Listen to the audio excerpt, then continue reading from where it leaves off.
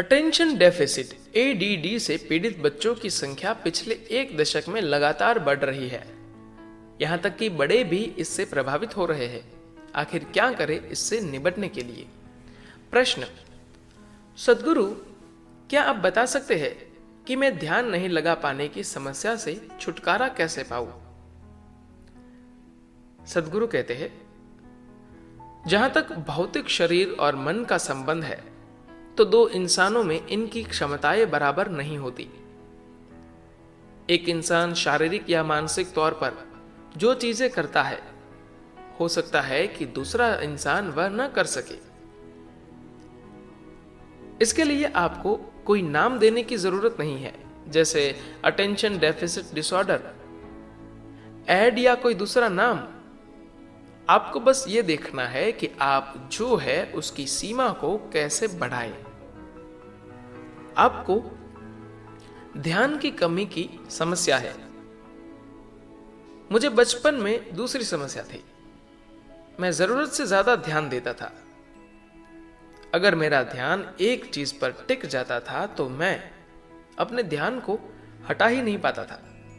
मैं बस घंटों एक चीज को देखता रहता था। लोगों को यह भी एक समस्या लगती थी कि मैं हर समय एक ही चीज को देखता रहता हूं। मुझे यह बात अच्छी तरह याद है। मेरे पिता पढ़ाई लिखाई में बहुत तेज थे, मगर दुर्भाग्य से उन्होंने मेरे जैसा पुत्र पैदा किया जिसे किसी तरह की पढ़ाई लिखाई की कोई चिंता ही नहीं थी। कौन तय करता है कि आपको अटेंशन डेफिसिट की समस्या है? क्या इसका कोई पैमाना है कि आपके अंदर कितना ध्यान होना चाहिए या आपको कितना ध्यान मिलना चाहिए? वह बहुत सख्त अनुशासन पसंद करते थे और हर शाम 7 बजे से लेकर 9 बजे तक हम चारों भाई बहनों को पढ़ने बैठना पड़ता था। मैं कोई किताब उठा लेता था। मुझे कोई फर्क नहीं पड़ता था कि वह कौन सी किताब है। मैं कहीं से उसे खोल लेता था, चाहे वह कोई भी पेज हो, और उस पेज पर कोई छोटा सा धब्बा खोज लेता और उसे देखता रहता। वह इस तरह मेरा ध्यान खींच लेता कि मैं 2 घंटों तक बस उस धब्बे को देखता हुआ बैठा रहता। मैं एक भी शब्द नहीं पढ़ पाता, मगर कभी ऊपर या इधर उधर नहीं देखता था क्योंकि मेरा ध्यान बंधा होता था। एक कण में पूरी दुनिया है। लोगों ने कोई माइक्रोस्कोप से एक परमाणु या अणु को देखने में अपना पूरा जीवन बिता दिया। ऐसा धब्बा तो किसी अणु से काफी अधिक बड़ा होता था। लोगों को लगता था कि मैं पागल हो रहा हूं क्योंकि मैं जरूरत से अधिक ध्यान देता था। इसीलिए अपने आप पर कोई लेबल मत लगाइए। कौन तय करता है कि आपको अटेंशन डेफिसिट की समस्या है?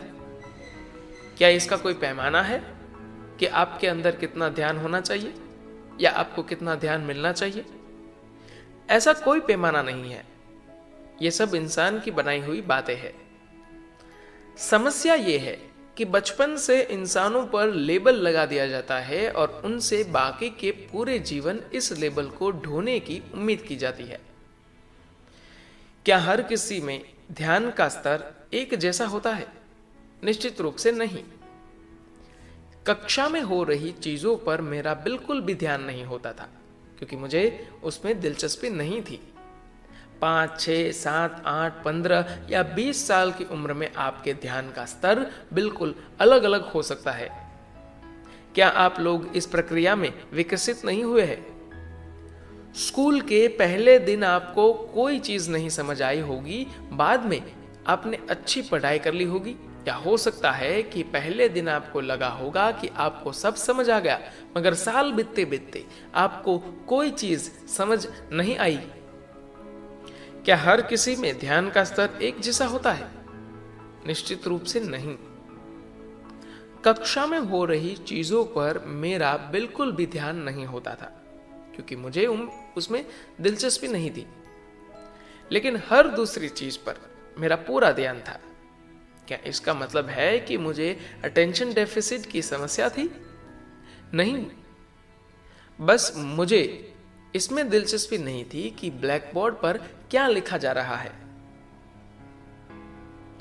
क्या आपने ध्यान दिया है कि जब आप युवा है या जब आप युवा थे, एक खास उम्र में अगर आप किसी के प्रति आकर्षित होते थे तो आपको उस पर ध्यान नहीं लगाना पड़ता था, वे बस आपको मन पर छा जाते थे। मैं यह उदाहरण इसलिए दे रहा हूं क्योंकि इस मामले में आपके शरीर की केमिस्ट्री आपके ध्यान को बढ़ाती है। दूसरी चीजों पर ध्यान देने के लिए थोड़ी कोशिश करनी होती है।